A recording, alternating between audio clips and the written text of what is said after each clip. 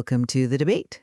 Today, we are analyzing the most effective strategies for improving English speaking skills, specifically to succeed in rigorous international exams like the IELTS and TOEFL. We're looking at a fundamental divide in preparation tactics. Is achieving top speaking scores about mastering structured frameworks and targeted vocabulary? Or is it primarily about cultivating natural fluency and, psychological readiness? I approach this from the position that rigid, strategic frameworks and precise vocabulary deployment are the definitive keys to cracking these exams. Right, and I come at it from a completely different angle. I take the perspective that authentic conversational practice and managing the psychological hurdles of speaking are what actually produce the high-level performance these tests demand. Let's start with the sheer mechanics of these tests. When you look at the TOEFL, for example, candidates are given a brutal 15 to 30 seconds to prepare a response. Without a structured methodology, a speaker will almost certainly crash. It's why a strict three-part formula, opening with a general statement, providing concrete details, and wrapping up with a brief conclusion, is so crucial. It acts as an architectural blueprint for your answer. I understand the appeal of a blueprint, I really do, but relying too heavily on those templates actively pushes test takers into what the materials calls the robot reader trap. What does that actually sound like to an examiner, though, in your practical view? Well, it sounds like someone reading a grocery list instead of talking to a human being. Their notes become a rigid script, and their voice loses all natural intonation. True fluency isn't about filling in a formula. It stems from psychological preparation. If you look at the face-to-face IELTS interview, human interaction and natural flow matter far more than a rigid template. Accepting that mistakes will happen and reducing anxiety is what actually keeps a conversation alive. That's an interesting point, though I would definitely frame it differently. The grading rubrics aren't just measuring how relaxed you are. They explicitly demand highly specific vocabulary.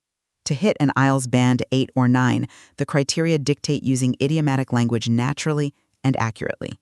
That means intentionally deploying phrases like calling an event a blessing in disguise. You also have tools like the academic collocation list. Right, the list of over 2,000 lexical pairs.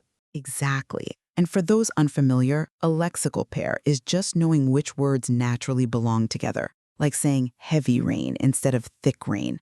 Mastering those combinations requires strategic pre-planning, not just winging it when you sit down in the examiner's chair.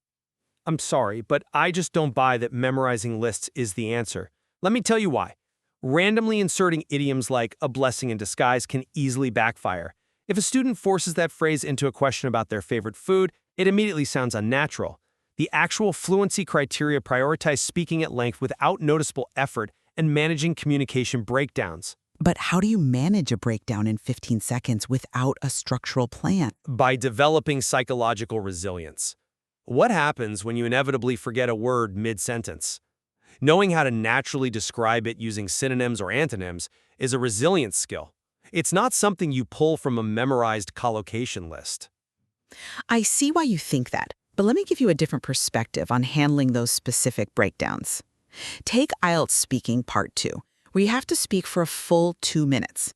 The topic diamond framework, where you structure your response by moving from the past to the present to the future and ending with an opinion, provides a timeline. It's a bulletproof system to ensure you don't run out of ideas halfway through. It's a helpful timeline in theory, but have you considered what actually happens when panic sets in?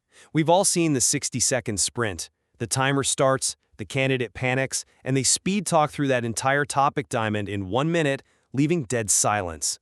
Overcoming that I-know-nothing panic isn't about applying the timeline, it's about knowing how to navigate sudden mental blanks. Preparing fallback phrases like, I can't quite remember the term, but what I mean is, helps regulate your breathing and maintains the communication flow. It is fundamentally an endurance test. I think we can acknowledge some areas of convergence here, actually. It sounds like the most successful candidates likely use frameworks like the topic diamond as a mental safety net, but they ultimately have to rely on the natural fluency and psychological control you're talking about to deliver it without sounding robotic. Exactly. The framework gets you started, but the authentic, confident communication carries you through the unpredictability of the exam. Understanding the mechanics of language acquisition often requires both perspectives. There is certainly much more to explore in the material regarding how these strategies interact. We will leave it to our listeners to weigh these perspectives and form their own approach to cracking these exams. Thank you for joining us on The Debate.